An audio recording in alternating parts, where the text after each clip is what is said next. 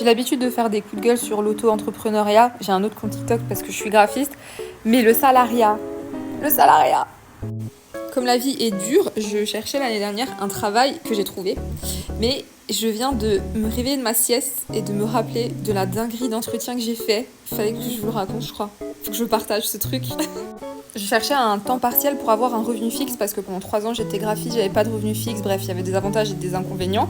Et du coup maintenant je cumule mes 2 activités, je m'adapte. Et j'ai fait pas mal d'entretiens, sauf que quand tu cherches un temps partiel, c'est souvent dans des endroits du type restauration, vente, etc. etc. Et j'ai eu une petite expérience d'entretien pour, comment je vais dire ça, une marque de prêt-à-porter. Voilà.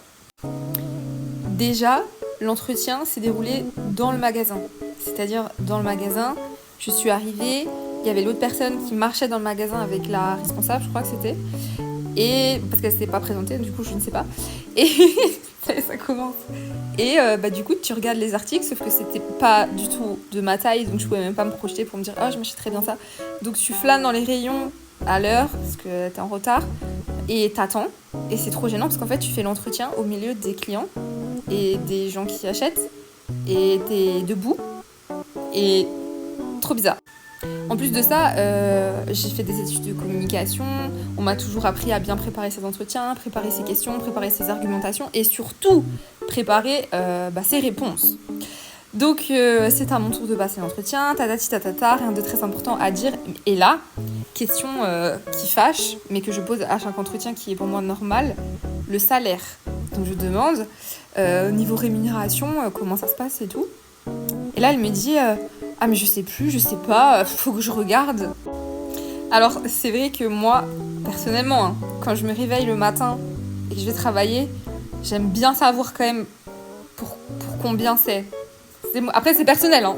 Et en fait dans mon cerveau, à partir du moment où elle a dit ça, je savais que c'était mort quoi. Parce que je peux accepter plein de choses, je peux accepter le fait que voilà, en restauration, tu bosses tous les week-ends, même mon chat il râle, il est pas d'accord. Ça va là ?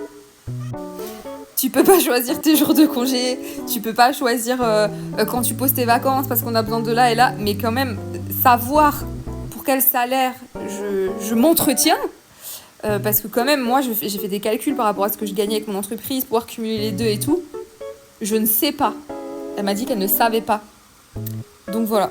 Est-ce que je suis la seule à qui c'est arrivé ? Parce que j'en ai repensé pendant ma sieste tellement ça m'a choquée en fait.